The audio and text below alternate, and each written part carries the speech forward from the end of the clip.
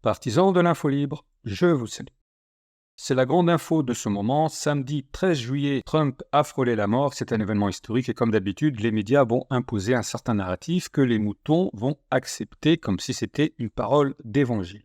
Dans cette vidéo, nous allons voir les incohérences de la version officielle. Nous allons passer en revue toutes les prédictions et pour terminer, nous allons revenir sur l'assassinat de Kennedy sur lequel plane un mystère depuis plus de 60 ans.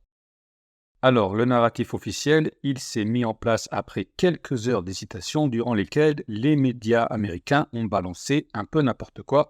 Ils ont commencé à dire qu'il n'y avait eu aucun tir, que Trump est juste tombé, qu'il y a eu un mouvement de foule, qu'il y a eu un bruit sourd et pour finir, cette question ridicule, est-ce que cette tentative d'assassinat permettra à Trump de remporter le vote noir? Plus débile que les médias en ce moment, c'est impossible. Alors, la version officielle, la voici. Un jeune du nom de Thomas Matthew Crooks, un antifa, est monté sur un toit avec un fusil et a tiré sur Donald Trump. La balle a frôlé l'oreille. Il y a eu un mort et un blessé grave parmi le public. Premier problème, tout le monde sait qu'il est impossible de s'approcher d'un présidentiable protégé par le Secret Service à 150 mètres. Trump était protégé par des snipers, c'est la procédure, et c'est d'ailleurs l'un d'entre eux qui se trouvait juste derrière lui qui a ouvert le feu sur le tireur. C'est-à-dire qu'il était exactement dans l'axe, il ne pouvait pas ne pas l'avoir vu. Et en plus de ça, un témoin rapporte qu'il avait informé des policiers qu'un homme se trouvait sur le toit avec un fusil et que ceux-ci n'ont rien fait. Les premiers éléments à notre disposition montrent de grandes incohérences, mais ce n'est pas tout. Le tireur avait réalisé une vidéo dans laquelle il annonçait haïr Trump et les républicains et que justice sera faite. Et donc ça, en principe, c'était un signal d'alerte. Les services de sécurité, FBI ou autres, auraient dû s'occuper de lui. Et au plus de ça, dans cette vidéo, Thomas Crooks déclare à la fin « Ils sont tombés sur le mauvais type ». Et chose étrange, le tireur ne lui ressemble pas du tout, il ressemble plutôt à un certain Maxwell Yerick. Donc l'enquête est en cours, il faut tout vérifier et ne pas croire tout ce que l'on nous raconte. Peut-être vont-ils changer de version, c'est ce qui s'est produit au moment du 11 septembre, la liste des pirates de l'air avait été modifiée et certains d'entre eux se trouvaient bien vivants après l'attaque. Autre élément notable, d'où venait la balle, quel était son calibre, on nous balance des infos et seul un expert en la matière pourrait départager le vrai du faux. Par exemple, on ne sait pas trop si une balle de fusil pourrait ainsi frôler l'oreille de quelqu'un sans lui causer trop de dommages. Ça, c'est le domaine d'expertise des spécialistes en balistique, mais apparemment, la balle proviendrait bien de la direction du tireur. Elle a été prise en photo. On notera quand même que Trump n'a pas eu l'oreille explosée. C'est quand même étrange. Et donc on attend que des experts se prononcent sur ce sujet, cela prendra quelques jours, on va même vérifier où exactement l'oreille a été atteinte et là on saura si ce que l'on nous raconte c'est du bullshit ou non.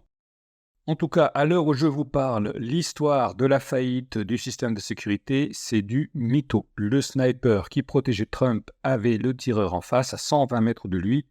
Pour ceux qui ne le sauraient pas, son boulot consiste à examiner la zone avec sa lunette de visée et à éliminer toute menace si besoin. Quant à la réaction de Trump qui lève aussitôt le poing en l'air, on décrit cela comme de la combativité, le survivant qui ne baisse pas les bras et qui poursuit le combat coûte que coûte. Eh bien non, désolé de vous décevoir, mais ce n'est pas du tout de cela qu'il s'agit.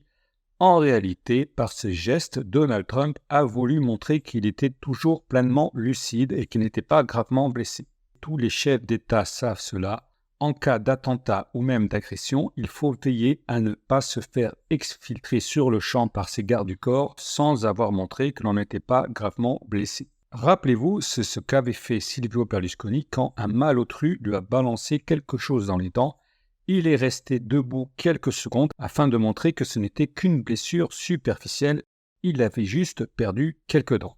Il y a quelqu'un d'autre qui n'a pas eu le temps de réagir et qui s'est fait embarquer manu militari dans la voiture et c'est là qu'il a été tué par ses gardes du corps. La voiture a mis une demi-heure pour faire un trajet de 800 mètres jusqu'à l'hôpital. C'était le temps nécessaire afin d'éviter qu'il soit éventuellement réanimé. Et donc voilà pourquoi Donald Trump a levé le poing en l'air. Ce n'était pas pour faire une jolie photo, c'est parce qu'il n'avait aucune confiance envers les membres du Secret Service et pour cause, ayant été président, il doit savoir ce qui est arrivé à John Fitzgerald Kennedy. On reviendra sur cet assassinat à la fin de la vidéo. Maintenant, nous allons passer en revue tout le matériel prédictif à notre disposition. Il y a 5 mois de cela, j'avais publié une vidéo où j'expliquais que Donald Trump allait finir assassiné. Elle avait pour titre « Les grands chocs de l'année » et j'avais déjà indiqué quelques prédictions. 2 rêves prémonitoires nomment directement Donald Trump. Il parle de son assassinat. Une prédiction du pape Jean XXIII annonce qu'au sud de Luther, un chef serait assassiné. Luther, en langage codé, c'est le nom de l'Amérique, mais c'est aussi le nom d'une ville américaine. Et nous avons aussi une vision qui date du mois d'avril. C'était un voyant psy qui avait annoncé un assassinat en direct sur YouTube. Les voyants psy se rattachent à la mouvance du major Dems, Dingo Swan et compagnie. Autrefois, le Pentagone employait ce genre d'agent dans le cadre d'un programme. Je vous laisse écouter quelques secondes de la vidéo. Looking down the sight of a rifle, and the sense here was like hitman for hire, sharpshooter, like a public figure maybe gets assassinated. The sense here is like assassin. Feels politically motivated. I get the sense like history repeats itself. May even trigger like a national security type warning, planned and executed. I even get the word mid-speech, so maybe while someone's in public talking, maybe. And then I see a body laid out, dead, headline, murder. Feels like a betrayal situation. When you least expect it, politically motivated, and murder was the case. And then, yeah, here I see a person in front of a crowd. And it feels, the mood there is kind of like congratulations, like clapping, cheering, honor, charisma. Then someone's up in a higher level, and the sense I get there is like sharpshooter or murder, assassin type feel. And it was really hard for me to do more work on this without it being ruined by just noise and imagination. So I kind of stopped there. Et enfin, pour terminer, nous avons le fameux jeu de cartes de Steve Jackson, Illuminati New World Order, qui date de 1995 et qui montre clairement Donald Trump avec la légende « N'importe où, n'importe quand, nos snipers peuvent vous abattre ». Et on remarquera une ligne qui passe par l'oreille droite du personnage et qui correspond exactement à la trajectoire de la balle qui a frôlé Donald Trump. Eh bien ça, c'est le genre de coïncidence difficile à expliquer. Ce jeu de cartes a annoncé plein d'autres événements, notamment les attaques contre le World Trade Center et le Pentagone, ainsi que Julian Assange. Et à l'époque, son créateur Steve Jackson avait eu la visite du Secret Service. Il avait été accusé de divulgation de secrets d'État. Voilà pour les prédictions. En fonction des infos en notre possession, cette tentative d'assassinat doit se voir comme un avertissement adressé à cet élément incontrôlable qu'est Donald Trump. Il lui aurait tiré dessus avec un très petit calibre, peut-être même une petite bille en plomb en guise d'avertissement. Normalement, son exécution aurait lieu dans quelques mois et cette fois, il pourrait employer les grands moyens et pourquoi pas un missile sol-air. Passons maintenant à cet autre assassinat qui a marqué l'histoire, celui de Kennedy en 1963. Depuis ce temps, on attend en vain la déclassification du dossier, mais c'est une chose impossible. Si les gens savaient la vérité, s'ils connaissaient les véritables commanditaires, il y aurait aussitôt une révolution et un bain de sang. Et c'est pourquoi aucune info officielle ne va filtrer. Les gens échafaudent des théories, et d'ailleurs c'est l'attentat de Kennedy qui a lancé les théories du complot. Plus exactement, on a inventé ce concept afin de ridiculiser ceux qui ne croyaient pas à la version officielle avec Lee Harvey Oswald. Les commanditaires de l'exécution de Kennedy, de son frère, de Malcolm X, de Martin Luther King sont connus de quelques-uns, mais il s'agit là d'un tabou. Il ne faut surtout pas en parler, sauf si on veut finir comme eux. Mais par contre, le tueur qui a infligé le coup de grâce à Kennedy, lui, il est connu. Il a été vu par des dizaines de personnes, il a même été filmé, et c'est là que rentre en jeu le phénomène mouton. Désolé de remettre cela sur le tapis, les moutons ne voient rien, ils n'entendent rien et ne comprennent rien. Il faut que ce soit officiel et alors là, oui, ils sont d'accord, mais d'eux-mêmes, ils sont fondamentalement incapables de comprendre quoi que ce soit. Il leur faut une autorisation.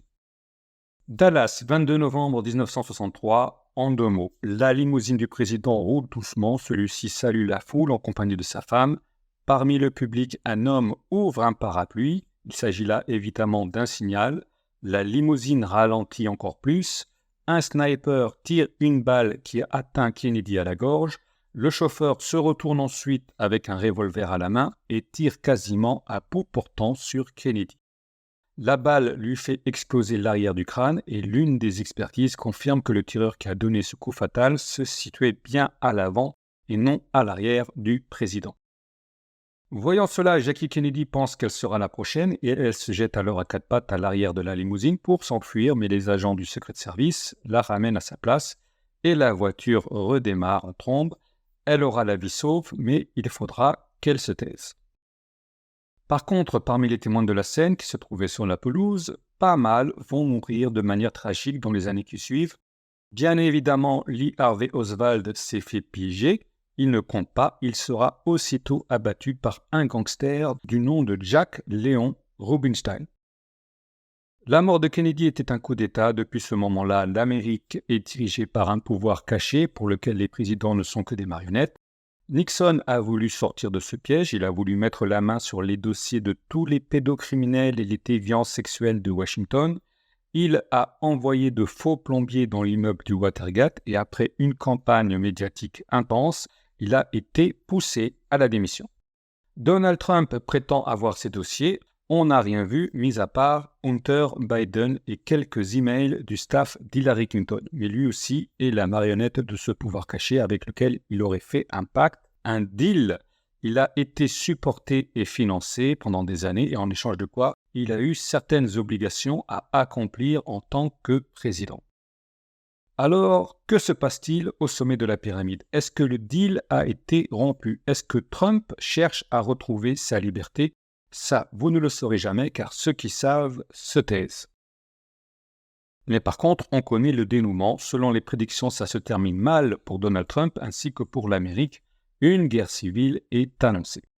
Cette guerre couve depuis des années, mais le peuple américain a décidé de rester pacifique et de tout miser sur Donald Trump, qui, malgré tous ses défauts, leur paraît être une personne sincère. Pour les Américains, l'échéance du mois de novembre sera un quitte ou double, ça passe ou ça casse. Si Trump perd, ils ne vont pas attendre 4 ans de plus, ils vont tout casser. Ils pourraient même faire sécession. Donc on saura la suite dans quelques mois. Il n'est pas non plus exclu que Joe Biden démissionne avant le terme.